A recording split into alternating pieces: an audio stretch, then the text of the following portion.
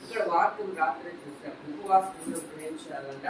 కన్నీరు విడవాలి, దుఃఖించాలి, ఇష్టపూర్వకంగా దేవుని సన్నిధికి రావాలని చెప్తున్నారు. ఎవరు రమ్మంటున్నారు? దేవుడే రమ్మంటున్నాడు. ఎలా రమ్మంటున్నాడు?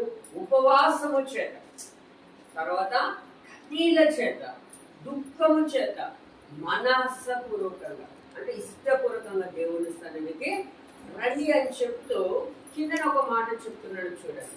మీ దేవుడైన యెహోవా కరుణా వాత్సల్యము కలిగిన వాడు. మన దేవుడైన యెహోవా ఎలా అంటాడట? కరుణ కలిగిన దేవుడు.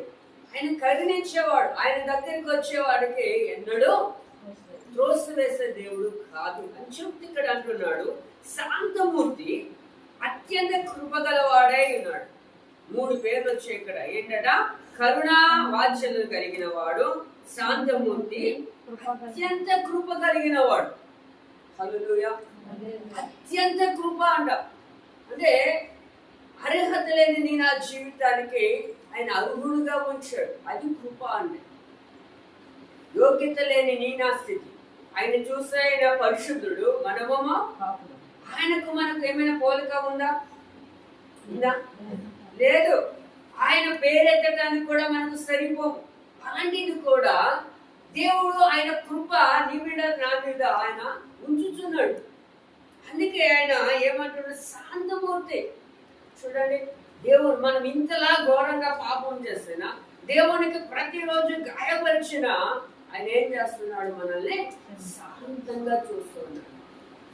అత్యంత కృప గలవాడు నాయండి. ఏమంటున్నాడంటే తాను చేయనుద్దేశించిన కీడు చేయక పశ్చాత్తాపడుతున్నాడు.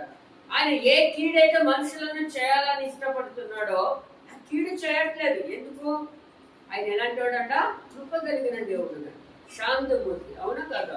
చూడండి, యోనా గ్రంథంలో చూస్తున్నట్లయితే యోనాలో ఆ నినివే పట్టణస్థులు ఎలా ఉన్నారంటే భయంకరమైన పరిస్థితిలో ఉన్నారు కదా.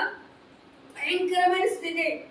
ఆ పట్టణాన్ని చూసి దేవుడట ఓర్వలేక యోనాకు చెప్తున్నాడు, వెళ్ళి ఆ పట్టణాన్ని నాశనం చేస్తున్నాను, ఏదో ప్రకటన చేయరా బాబు అంటే వాడు ఏం చేస్తాడు? భయపడి ఆ పట్టణం చూడండి, ఒక ప్రవక్తగా ఉండి కూడా భయపడిపోయాడు ఆ పట్టణాన్ని చూసి. ఎక్కడికి వెళ్తున్నాడు? నినివేకి వెళ్ళకుండా ఎక్కడికి వెళ్ళిపోయాడు?